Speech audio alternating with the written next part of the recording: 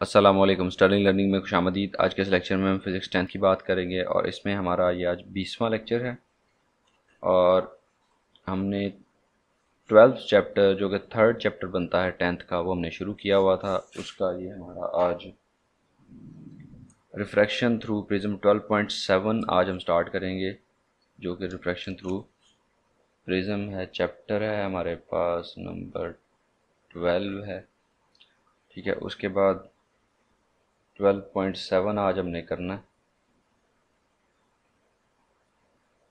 Refraction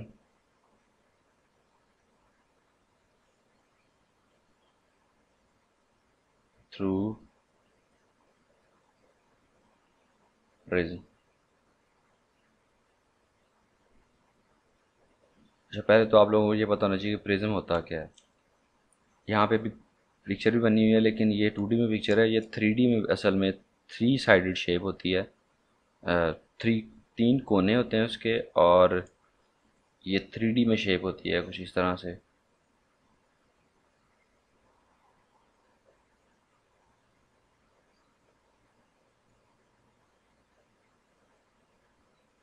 थोड़ी सी ये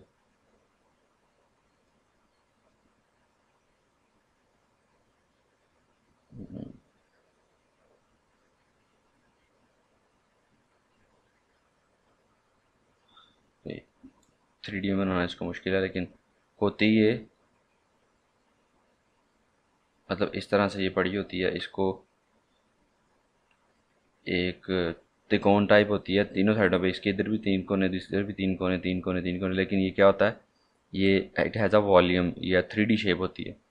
तो इसका पूरी ग्लास की बनी होती है, कोई इसके अंदर वो ट्रांसपेरेंट ग्लास की बनी होती है, ट्रांसपेरेंट शीशे की बनी होती है, इसको प्रिज्म बोलते हैं। ये प्रिज्म ट्रांसपेरेंट शीशे का बना होता है, ये बनी होती है कह लें।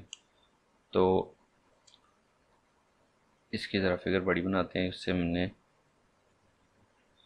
और आप लोगों ने देखा होगा, अगर नहीं देखा तो अभी आप यूट्यूब पे देख रहे हैं, दैट मीन्स आपका नेट आ रहा है। तो आप प्रिज्म लिखेंगे जाकर सिंपल गूगल के ऊपर, तो आपको इसकी बहुत सारी शक्लें और बहुत सारे इसके टाइप्स आपको मिल जाएंगी। अच्छा, जो रिफ्रैक्शन थ्रू प्रिज्म है ये क्या है? Prism is a transparent object made of optical glass. Glass से बना था, ट्रांसपेरेंट होता है। इसके मतलब इसके सी थ्रू होता है, ये सी थ्रू। इसके अंदर सारा ये जितना भी इसका 3D में शेप होगी, जितना ये बड़ा होगा, वो सारे का सारा शीशे से भरा होता है अंदर से। With at least two smooth faces, plane faces inclined towards each other. दो प्लेन फेसेस तकरीबन एक दूसरे के साथ इंक्लाइंड होते हैं, मतलब जितना यहाँ पे इनका एंगल क्या होता है, सेम होता है। यहाँ पे उसने नाम दिया ए का, हम भी ए दे लेते हैं। यहाँ पे उसने सी कहा है, इसको उसने बी कहा है। ए बी सी एक्स की शेप बन गई। From which light is refracted, light की रिफ्रैक्शन होती है। इन केस ऑफ ट्रायंगुलर प्रिज्म, जिस तरह यह 3 कोनों वाला जो प्रिज्म है, द एमरजेंट ला रो ray is not parallel to the incident ray, it is deviated by the prism from its original path. जो आपकी ये एक रे आ रही है, इंसिडेंट रे, वो जो इसके अंदर से गुजर के ये जो रिफ्रैक्टेड रे है, ये इंसिडेंट रे थी और ये इसकी रिफ्रैक्टेड रे, तो इसके रास्ता बदल जाता है, वो अपने रास्ते से परे चली जाती है। द इंसिडेंट रे P E makes an angle, जो यहाँ उसने पी का नाम दिया है, इसको यहाँ पे उसने ई का नाम दिया है, और ये एफ है, और यहाँ पे उसने इसको एस का नाम दिया।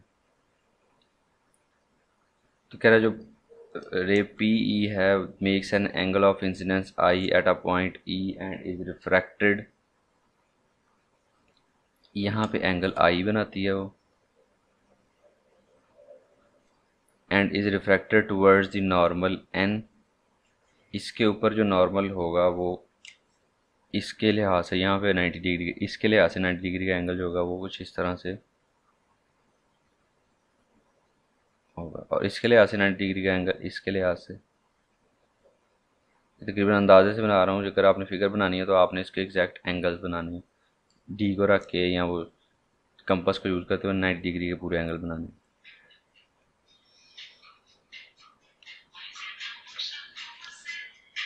और फ़ोन आ गया है। अच्छा, दरम्यान में फ़ोन आ गया था तो उसको मैं सुनना शुरू हो गया था। यहाँ पे प्रिज्म जो है लाइट रे इंसिडेंट आई होती है और उसका जो refracted angle and makes an angle R with the normal inside the prism and travels to the other face. इसके अंदर यहाँ पे इस नॉर्मल ई के साथ एंगल बनाती है। जो इसका ओरिजिनल पाथ था वो ये था, अगर दरमियान में कोई चीज़ ना होती, इसका ओरिजिनल पाथ ये था इस रे का, ठीक है। तो यहाँ पे एंगल आर बनाएगी। अब वो कह रहा है जब वो इधर आएगी तो इधर आने के बाद इसका incident angle with in the रे emerges out of the prism at f making an angle e, hence the emerging ray fs is not parallel to the incident ray। अब यहाँ पे इस अपने नॉर्मल के साथ इस नॉर्मल के साथ ये एंगल ई बनाते हुए बाहर निकलती है और ये अब पी ई और आफ एफ एस दोनों पैरेलल नहीं है। तो hence the emerging ray fs is not parallel to the incident ray pe, but it is deviated by an angle d which is called the angle of deviation। Angle d के साथ इसका और इसका angle में जो difference आया है, कितने एंगल पे डेविएट हुई, इसको हम एंगल d बोलते हैं, angle of deviation. In case अगर ये सवाल आ जाता तो आपको इसकी फिगर बनानी आनी चाहिए, उसके साथ जो डिटेल्स वगैरह हैं वो भी लिखनी आनी चाहिए। अच्छा, इसमें ये जो एक्सप्लेनेशन है इसकी यहाँ पे ज़्यादा नहीं दी गई। हमें पहले जो ऑप्टिकल फाइबर है इसके अंदर एक डिटेल बताई गई थी टोटल इंटरनल रिफ्लेक्शन से पहले। किधर गया वो,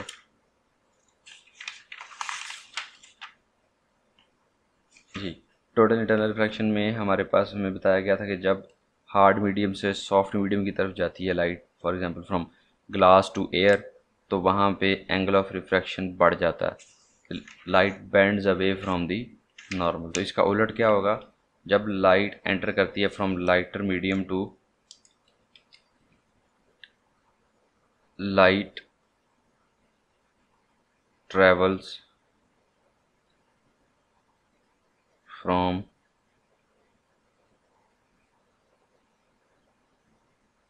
हार्ड और dense medium to light to light less dense medium, light को लाइट दो दफा नहीं, लेस डेंस मीडियम, तो क्या होता है,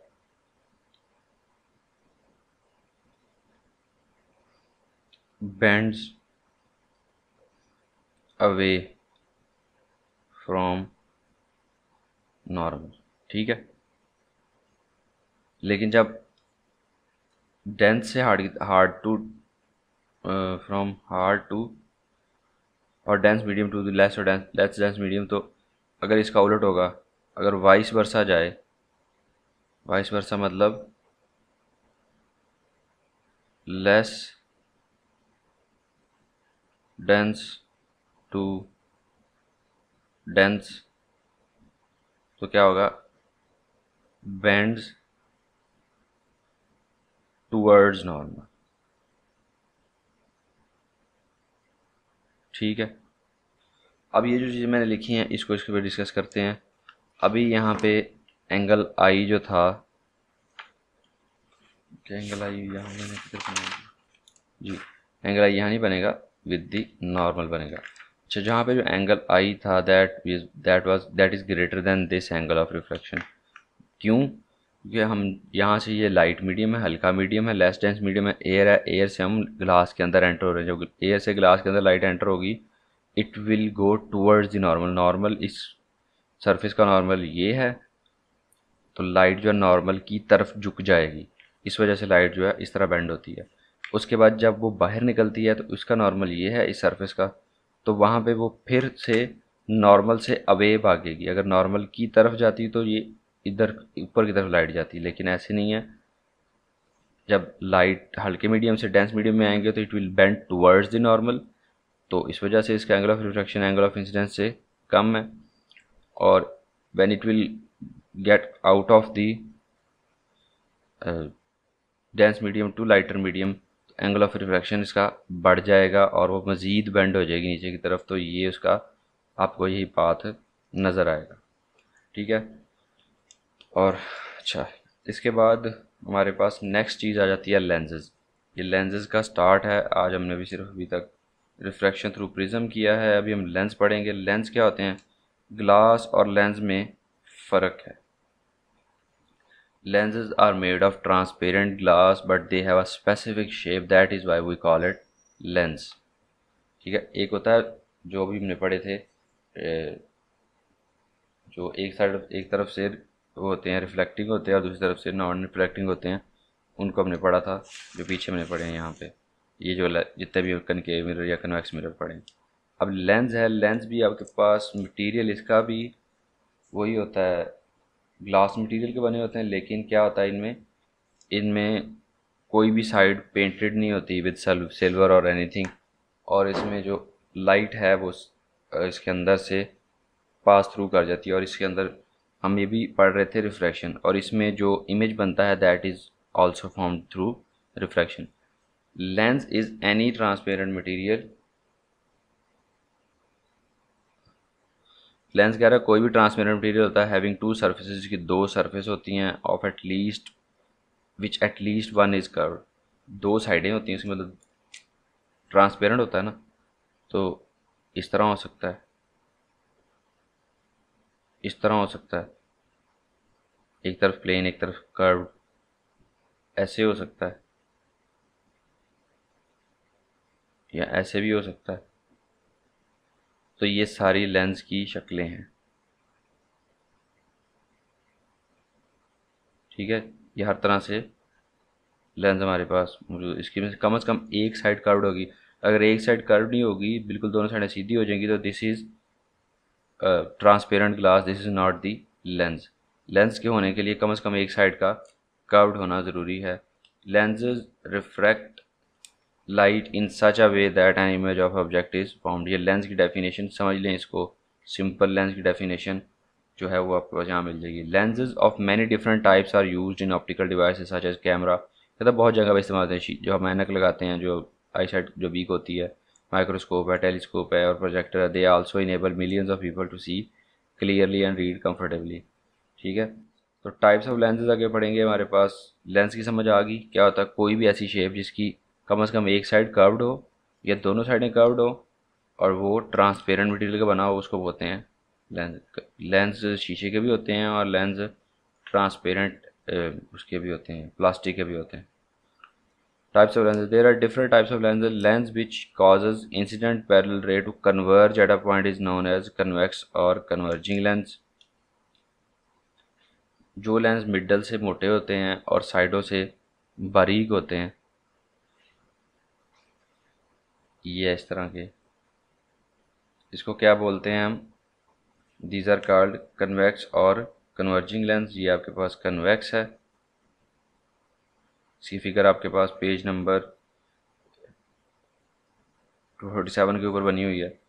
तो ये कन्वेक्स लेंस है, दोनों साइडों से इसकी टाइप्स हैं। आगे एक तरफ से प्लेन हो जाए, ये दोनों तरफ एक तरफ से कनकेवो कन्वेक्स लेंस इस तरह का हो जाए, उसको कनकेवो कन्वेक्स लेंस कहेंगे। और अगर एक तरफ से प्लेन हो जाए तो उसको प्लेनो कन्वेक्स लेंस करेंगे। तो इसके आगे टाइप्स हैं। तो कन्वेक्स लेंस वो होता है जो लाइट को एक जगह पे इमर्ज करे। अब यहाँ से लाइट जाए अगर आती है अंदर, तो ये light always bends towards the fat side और the thick side of the glass. यहाँ पे लाइट इस तरफ, ग्लास कम थिक है, इस तरफ ज़्यादा थिक है, तो लाइट जो अंदर की तरफ आना शुरू करेगी। जब अंदर की तरफ आना शुरू करेगी, यहाँ सीधी गुजरेगी, यहाँ से अंदर की तरफ, तो यहाँ पे एक पॉइंट पे जाके वो इकट्ठी हो जाती है। इसको हम फोकल पॉइंट कहते हैं। ये हमने पढ़ा था मिरर्स के अंदर के, जहाँ पे लाइट सारी इकट्ठी हो जाती है उसको फोकल पॉइंट कहते हैं। तो इसका भी फोकल पॉइंट होता है। This lens is thick at the centre and thin at the edges. ये लेंस जो है कन्वेक्स लेंस की डेफिनेशन पूरी हो जाएगी कि ये लेंस थिक है सेंटर पे और एजेस पे थिन है। ठीक है। ये कन्वर्जिंग लेंस की या कन्वेक्स लेंस की डेफिनेशन हुई थी। Another type of lens causes the parallel ray of light to diverge from a point. This is called concave और diverging lens। ये डाइवर्ज करती है, फैला देती है। डाइवर्ज करते हैं फैलाना, जैसे यहाँ बना हुआ है, ये इसको दोबारा से यहाँ पर साफ करके बना लेते हैं। It is thin at the centre and thick at the edges. इसमें भी जब लाइट आती है तो लाइट गोज फ्रॉम थिनर से थिक की तरफ लाइट बेंड होती है। ठीक है, तो ये क्या होगी आपके पास, कन्वर्जिंग लेंस होगा ये, सॉरी डाइवर्जिंग लेंस होगा, फैलाने वाला। जो लाइट आ रही है सीधी और उसको वो फैला देता है एक जगह पे, पॉइंट पे फोकस नहीं करता, इसको बोलते हैं हम डाइवर्जिंग लेंस और कनकेव लेंस, ये इसको बोलते हैं कनकेव। अच्छा, इनके नाम जो हैं वो लेंसेज में और मिरर्स में थोड़ी सी कन्फ्यूजन होती है। आगे हम जब कन्फ्यूजन होने लगेगी तो मैं आप लोगों को समझाऊंगा कि इसको किस तरह से याद रखना। अच्छा, इसी की तरह जिस तरह हमने शुरू में ग्लास मिरर की टर्मिनोलॉजीज पढ़ी थी, इसी तरह लेंस की टर्मिनोलॉजी है। लेंस क्या होती है, ईच ऑफ टू सर्फेसेस। जैसे ये है लेंस, तो इसकी ये साइड एक सर्कल का पार्ट है और ये साइड एक सर्कल का पार्ट है, ऐसे ही है। इसकी ये साइड एक सर्कल का पार्ट है और ये साइड भी एक सर्कल का पार्ट है। तो क्या होता है जी, प्रिंसिपल एक्सिस का क्या होगा, each of two surfaces of the sphere lens is spherical lens is section of a sphere, the line passing through the centers of curvature of lens is called principal axis। यहाँ पे ये circle का,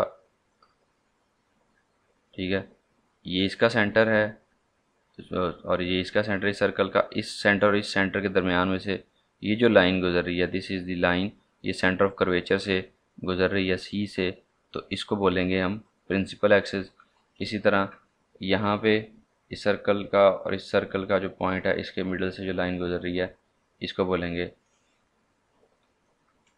principal axis. Optical centre क्या है, a point on the principal axis at the centre of the lens is called optical centre. ये जो lens के middle से लाइन गुजर रही है, इसके दरमियान में लेंस के मिड में जो पॉइंट आता है यहाँ पे, इसको ऑप्टिकल सेंटर सी का नाम दिया जाता है। इसको यहाँ पे सी का नाम दिया जाता है।